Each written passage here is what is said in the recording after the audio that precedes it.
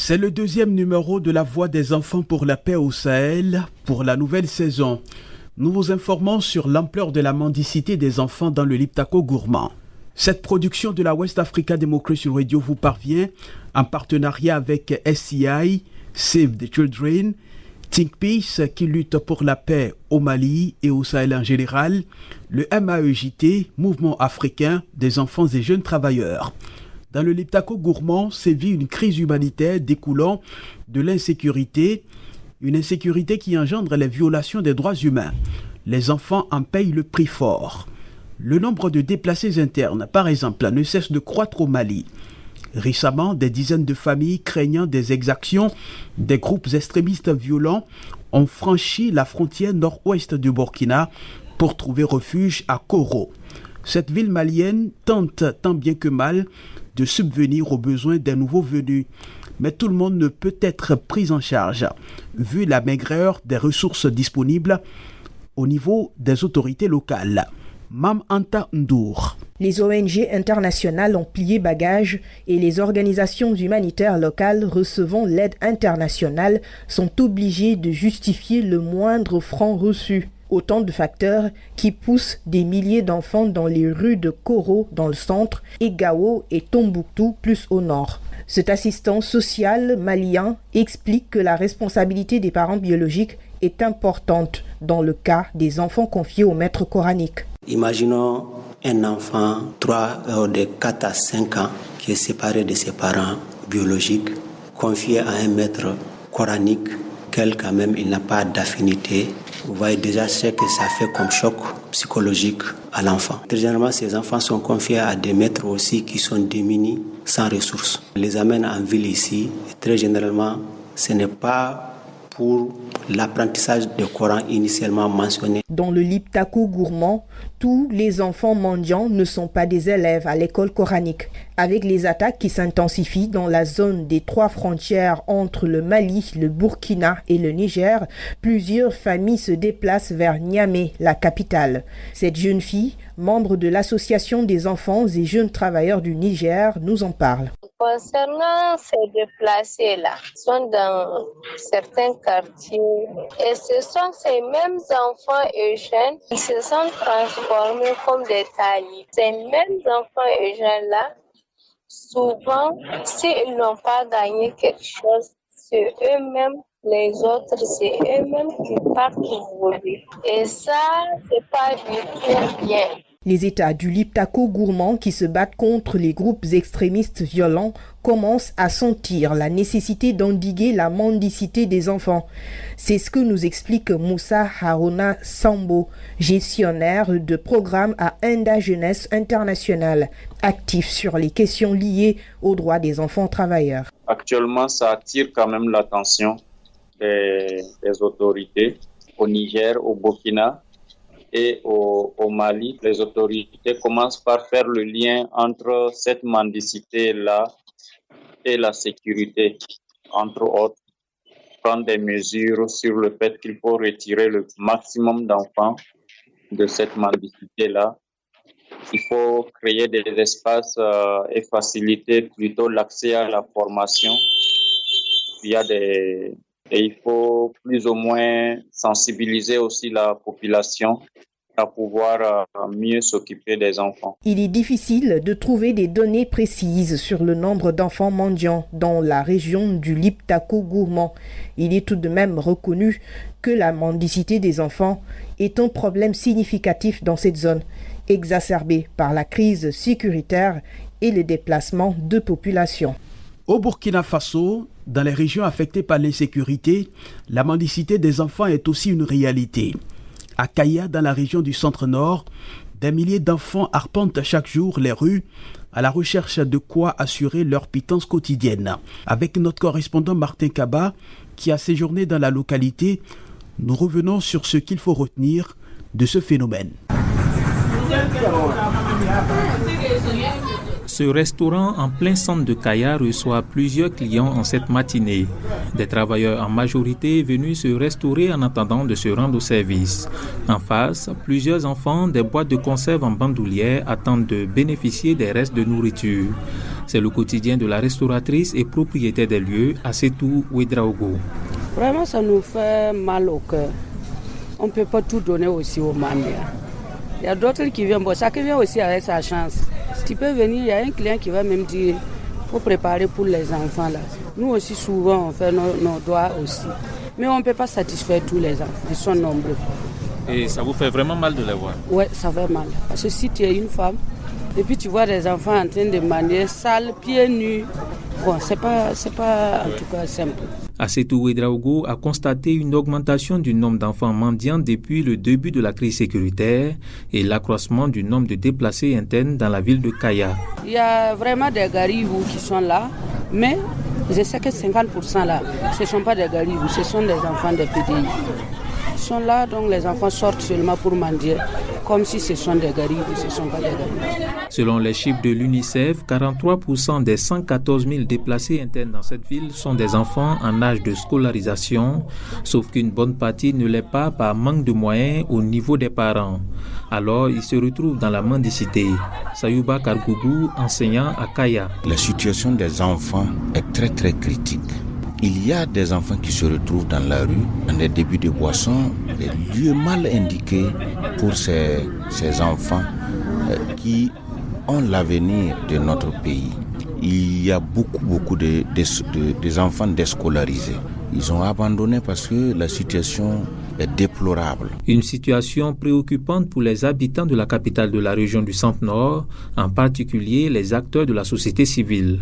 Le coordonnateur de l'appel de Kaya, Boukari Ouedraogo, dit avoir interpellé à plusieurs reprises les autorités locales, mais sans résultat probant. Si vous prenez la voie, vous arrivez à une station ou bien à un feu, vous allez voir que c'est des petits enfants de 8, 9, 10 ans, 12 qui sont là. Et je peux dire même que c'est de la mendicité forcée. Parce que vous dites que vous n'en avez pas, ils continuent de demander.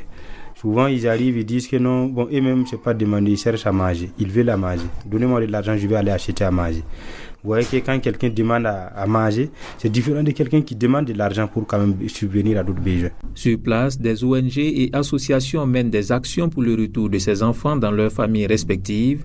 L'Association des enfants et jeunes travailleurs du Burkina a ainsi créé des cadres de dialogue et réflexion sur les violences faites aux enfants et en particulier les enfants qui ont dû quitter leur village à cause de l'insécurité.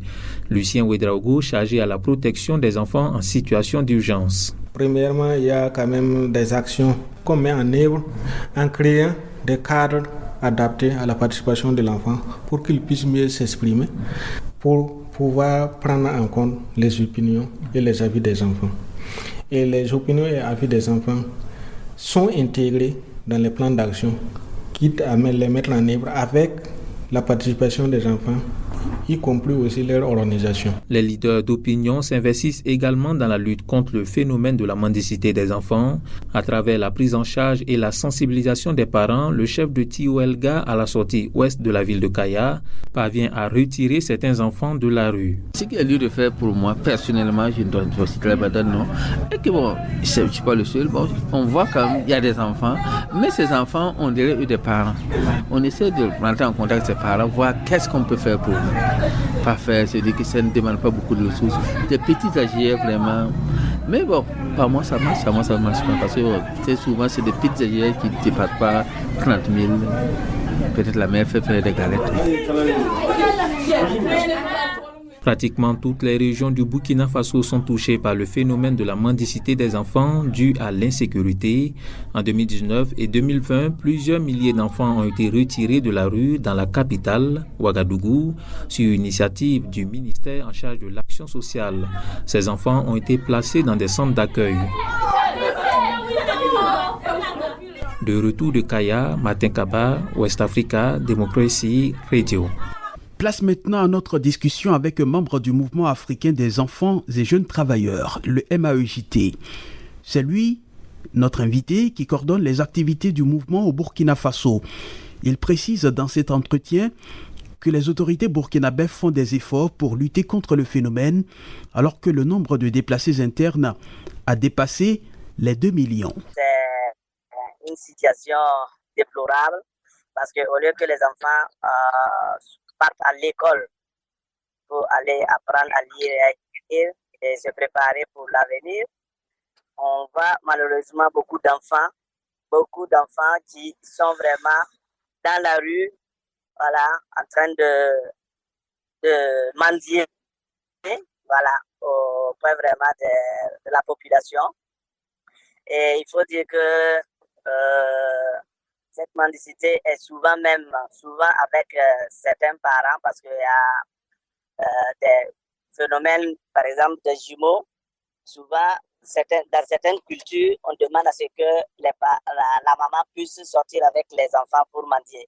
Il y a d'autres situations d'enfants, par exemple, qui veulent apprendre le Coran ou bien l'école coranique, voilà, qui sont amenés à partir dans les villes pour aller demander, ce qui vraiment les expose.